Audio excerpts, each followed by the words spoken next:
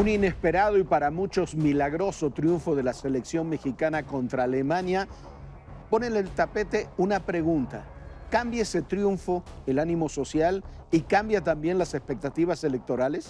¿Voto parejo o voto diferenciado? Es una decisión que los ciudadanos tendrán que tomar el 1 de julio y hoy no sabemos cuál será la decisión final. Laida Sansores se despacha con el cucharón del erario público y en Morena salen a defenderla. Se trata de calumnias, dicen. Esto es 18 en la mira.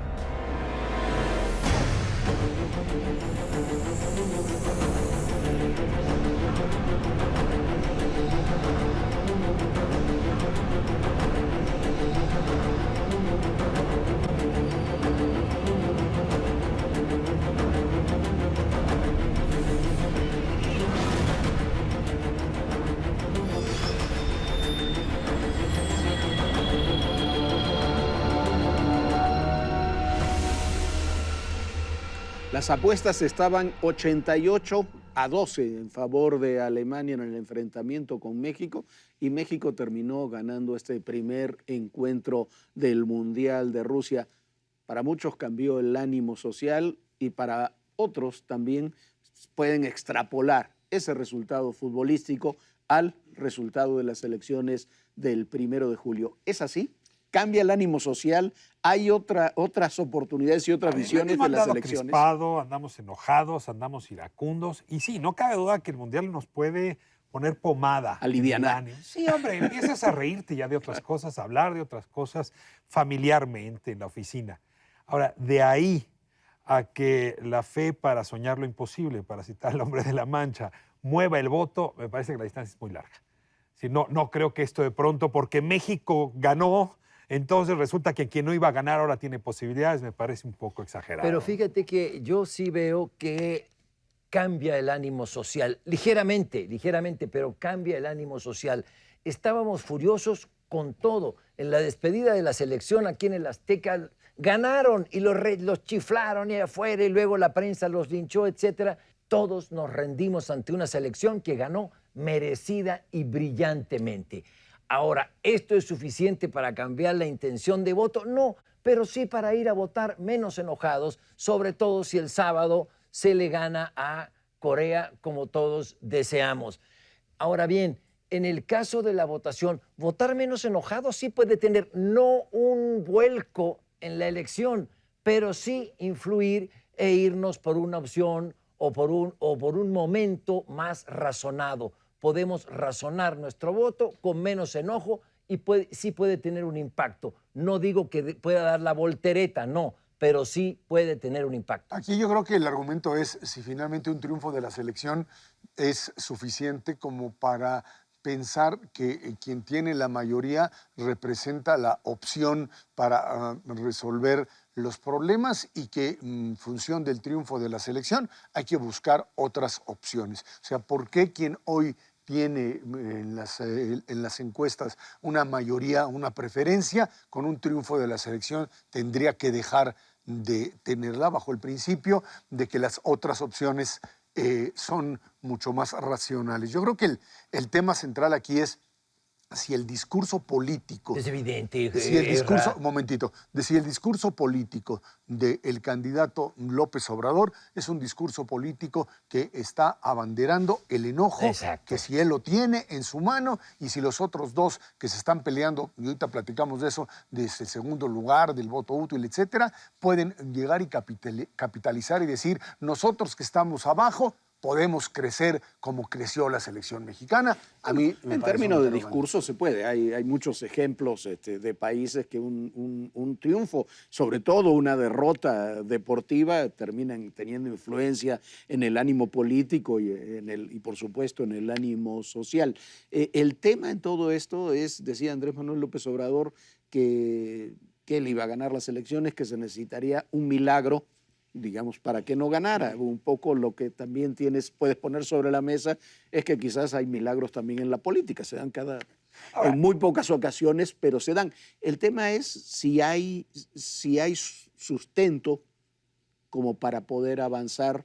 La diferencia que tiene hoy Andrés Manuel López Obrador sobre José Antonio Meade y Ricardo Anaya, para poder solventarla esa diferencia. Ahora es material de coordinación de campaña, estrategias de campaña, porque a ver, que yo ayer veía un poco los mensajes de los morenistas, de los López Obradoristas. Decían, bueno, así como la selección que no ganaba o nunca le había ganado de esta manera a Alemania, de la misma manera la fuerza López Obradorista, que no ha ganado nunca la elección, que no ha tenido la posibilidad en las dos anteriores, ahora se abre la puerta. La verdad es que todo el mundo pues saca jugo de la narrativa conforme le conviene. Sí. Pero yo sí me regresaría al tema. Se antojaba un par de semanas muy crispadas, muy rotas, ácidas, incómodas. Y yo creo que nos vamos acercando a la fiesta democrática aceitaditos. No creo que con un sea en ánimo una dirección diferente, distinta. pero con un ánimo diferente, No eso es pelearme verdad. ya con Claro. mis hermanos y Sí. mis tíos y mis parientes en este momento de la elección. Lo agradezco, nos reúne el fútbol y está bien, ¿no? Yo quiero insistir en por qué puede tener un impacto sin que ello necesariamente cambie el resultado de la elección, pero puede darse, como decía Jorge, en política como en el deporte. Porque el voto de López Obrador es mayoritariamente el voto de los enojados y ya no vamos a llegar en esa situación a la elección. Ahora bien, hay quienes piensan que con López Obrador vamos a destruir muchas cosas de lo hecho, entre ellos la reforma educativa y otras que ha planteado el propio candidato. Y en deporte nos ha enseñado, nos mostró que estamos hechos para grandes cosas, que aún a pesar de la adversidad, a pesar de tener al gigante Teutón enfrente, de tener un ánimo social que es la contrario a la selección, pues se pudo ganar brillantemente, vuelvo a repetir. Entonces, sí, López Obrador era o capitalizaba un enojo social que ha disminuido un poco, tal vez al nivel que lo plantea Ricardo Rafael, pero México está hecho para grandes cosas y cuidado con destruirlo todo. Ahora, yo creo que esto nos lleva necesariamente también al otro tema de aquellos que siguen disputándose el segundo lugar y que pues cada quien aparece ya con su encuesta diciendo no eres tú, Ricardo Anaya, el segundo lugar, lo soy yo, José Antonio Meade. Y a esta disputa por decir, pues yo estoy tratando de encontrar las fuerzas suficientes como para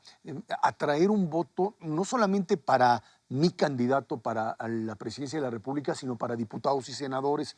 ¿Por qué es importante el voto útil? No solamente por esta posibilidad, que me parece remota, pero de que el voto útil te lleve o te acerque al candidato puntero, sino porque el segundo lugar tiene posibilidades reales en un voto diferenciado, en donde votarías por algún candidato a la presidencia, pero tratarías de influir en la conformación del Congreso para evitar que todo se cargue hacia un lado con un presidente que llegue a tener una mayoría absoluta, y ahí entonces estaríamos en una dinámica mucho más peligrosa de la que creo estamos en este momento. Sí, bueno, lo que pasa, yo creo, dejamos el fútbol y ya nos vamos al otro tema, entonces, pero yo primero creo que sí cambia el ánimo social, coincido contigo, no cambia las elecciones, Sí, es claro. imposible, pero sí el ánimo cambia, y si tú apuestas a un ánimo crispado, como ha apostado hasta ahora con éxito Andrés Manuel, el que cambie el ánimo de la gente puede cambiar también las cosas. Se ve en redes sociales, hay mucha gente que comienza a preguntar en las 2 semanas finales otras cosas. No sé si alcanza con 2 semanas para cambiar una elección. Cambia quizás en el sentido de lo que tú dices, del voto razonado, el voto útil, el voto dividido, como lo querramos llamar, son 3 fenómenos diferentes, pero se empaquetan todo en lo mismo. Y ahí es donde quizás habrá que analizar con mucho más cuidado quién va realmente en segundo lugar. Porque si sigues dividiendo el voto entre los 2 segundos, entre Anaya y Meade, me parece que tampoco eso va a tener efecto, haya cambiado o no el ánimo social, porque sigues impidiendo polarizar la elección, ¿no? Me regreso al fútbol un segundo. Hay un sociólogo que yo disfruto mucho, Norbert Elias, que escribió un texto estupendo, donde dice que la pasión por el fútbol surgió al mismo tiempo que las elecciones democráticas. O sea, va de la mano en la historia de la humanidad aprender a perder, aprender a ganar, que eso es a veces mucho más difícil, ¿no? Y a aceptar que la democracia es en realidad un ejercicio que se va repitiendo, unos salen, otros entran. y la pedagogía del deporte. Es decir, aceptar que no se juega todo en una sola partida. Y yo creo que ahí es donde viene el tema del voto dividido o de todo el amor y todo el dinero. Hay quienes dicen, démosle al triunfador todas las herramientas para que gobierne. Y todas las herramientas quiere decir, de los 5,000 cargos, ¿no?, que hay, de una vez, voto parejo, así le llaman, incluso así lo ha pedido alguno de los candidatos, López Obrador. Lo pidieron en el debate. Y otros que dicen, no, miren, un poco como lo hicimos en el 2000, ¿no? Démosle a uno, pero ponle candados en diputados, en senadores, no les entregues a los gobernadores. Y lo decía muy bien eso al principio, esta es la gran decisión. ¿Eres de los que le vas a entregar un chequezote a uno solo o dividimos varios huevos en varias canastas? Y no está claro quién es qué, pero yo diría, ojalá y tengamos un equilibrio tal al final del túnel que la libertad que nos ofrezca un gobierno dividido sea amplia, porque lo otro es reducir libertad. Hay un problema con eso, perdón, hay un problema con eso también, que son demasiados cargos, demasiada mala la publicidad, hay mucha publicidad, pero demasiado mala, y la gente no tiene claridad sobre quién va a votar y quiénes son los personajes por los que va a votar, y eso dificulta el voto dividido. Yo creo ¿no? que el punto está en el Congreso, para ponerlo en blanco y negro. En el Congreso, ¿le vamos a dar la mayoría en el Congreso al que gane también la presidencia de la República?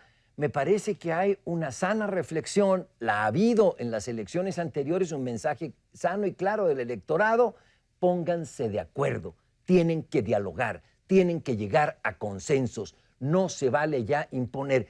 Y se han hecho logros importantes con el Congreso dividido, es decir, con un Congreso donde el partido del presidente no tiene la mayoría en las dos cámaras. Yo creo que eso es lógico, ojalá se dé, y le veo mucha racionalidad, sobre todo cuando están en juego asuntos tan importantes que no nos quedan del todo claros. Tal vez a la gente no tenga todo claro, a ver, ¿será buena o no será buena la reforma energética como para echarla abajo o como para mantenerla? Dialoguen, pónganse de acuerdo y no se imponga una sola línea desde la presidencia de la República. Ahí está el Pacto por México, que finalmente fue quizá el primer acuerdo multipartidista que llevó a cabo este tipo de reformas. Yo creo que en un régimen democrático las dos opciones son válidas. O sea, el ganar la elección estilo Macron ganó la mayoría, y nadie se asusta de que un presidente democrático, un presidente con una cultura de democracia, de saber ganar y saber perder, pueda tener una mayoría.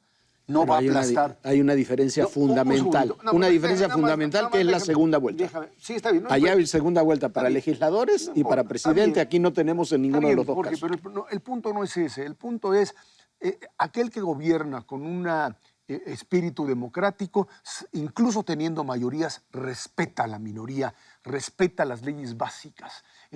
A mí lo que me preocupa es esta idea de que se le dé una mayoría absoluta a alguien que está convencido de que su opción es la única válida, que no tengo por qué negociar con aquellos a los que considero mis enemigos, no mis adversarios, y que en función de esto vuelvo a construir un modelo similar al del nacionalismo revolucionario, con una sola opción, una sola alternativa, y a ese le doy todo el poder. Es un problema en donde sí la figura del presidente, demócrata en su convicción, pesa y pesa mucho.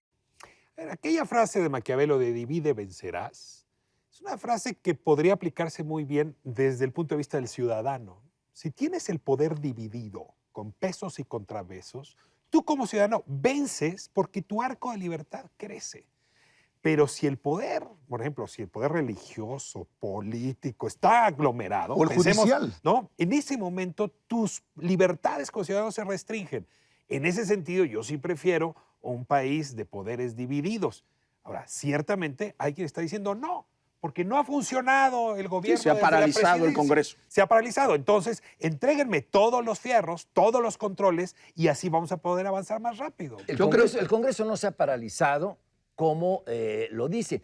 El riesgo es que se nos quiera a través de una mayoría democrática, lo entiendo, y habría que aceptarlo. Punto. Pero hay riesgos, y para eso estamos debatiendo antes de las elecciones. Los riesgos es dar un vuelco hacia atrás, que no nos han hablado claramente de él, porque con la reforma energética son ambiguos, ya hasta con el aeropuerto, que sí, que no, que plebiscito, la reforma educativa han sido claros, va para abajo, pero ¿qué hay de las otras reformas? La reforma de telecomunicaciones, por ejemplo, en la que votaron en contra el grupo que ahora se perfila como el delantero en las elecciones, como el puntero, el de Morena.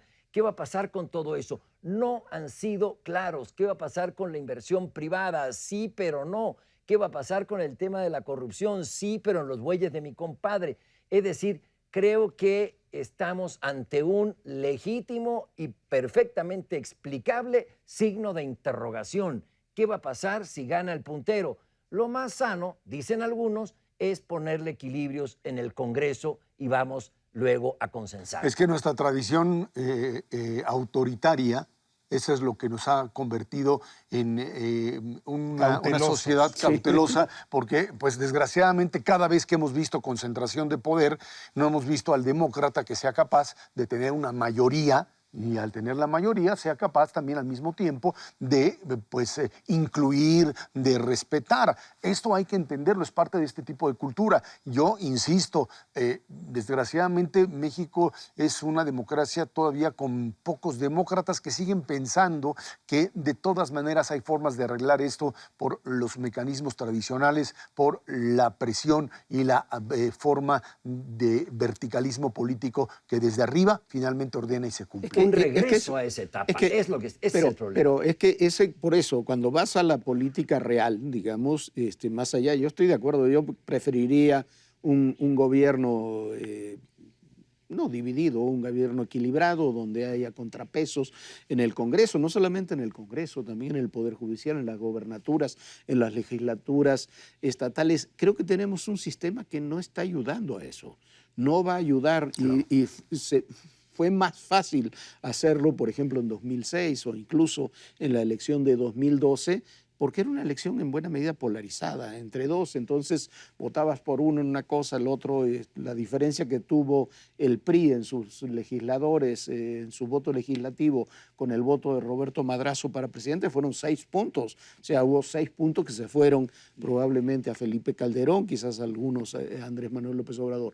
Pero eso lo veo más complicado que ocurra ahora. Por eso es tan importante lo que decíamos antes, que comience a haber claridad, a ver si puede haber mayor claridad en estos días, y no quedan muchos días, quedan 10, 12 días de campaña, para ver quién va en el segundo lugar y cómo se puede dividir de mejor forma. Tú lo decías en tu columna del lunes, sí. que ya las últimas 2 grandes encuestas, una que escondieron, que daba el segundo lugar a José Antonio Meade y el tercero a Ricardo Anaya por 4 puntos, ya no es empate técnico, la escondieron, y otra más del grupo de innovación que señalabas. Entonces, sí se va perfilando yo creo que ya está el segundo lugar.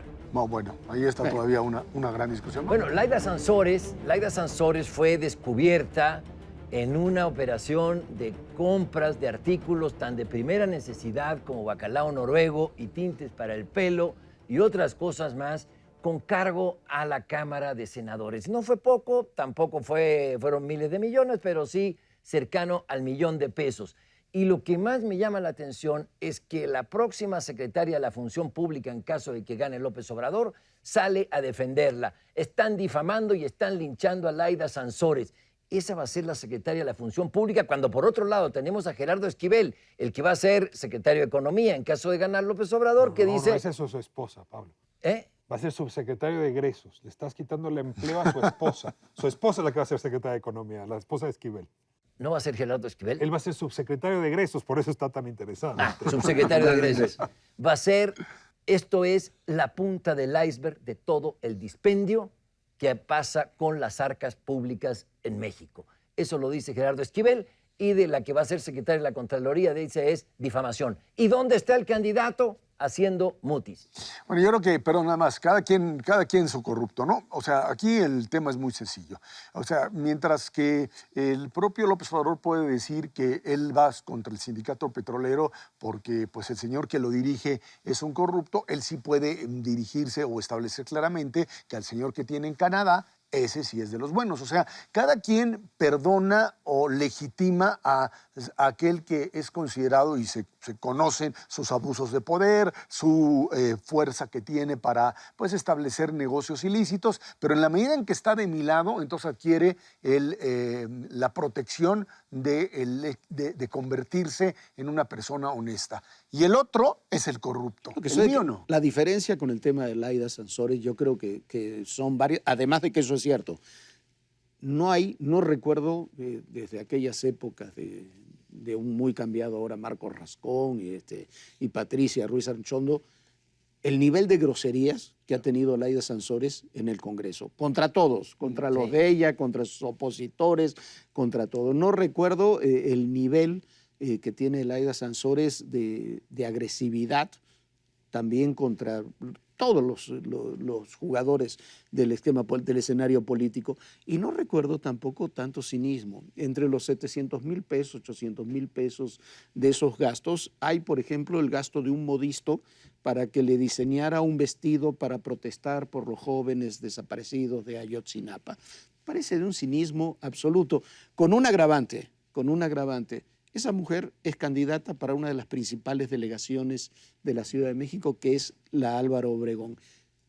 ¿Te imaginas a Laida Sansores gobernando la Álvaro Obregón de esa forma y con esa agresividad? Ahora, como dirían en alguna época, pues nuestros impuestos están trabajando. A ver, había una cola de individuos afuera del PRI para ir por sus apoyos económicos. El PRI ha utilizado los recursos públicos. El PAN los utiliza.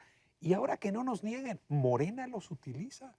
Y claro, está esta molestia del vestido, y también hay un sillón Luis XIV, Luis XVI, así de terciopelo, pero el fondo principal se utilizó.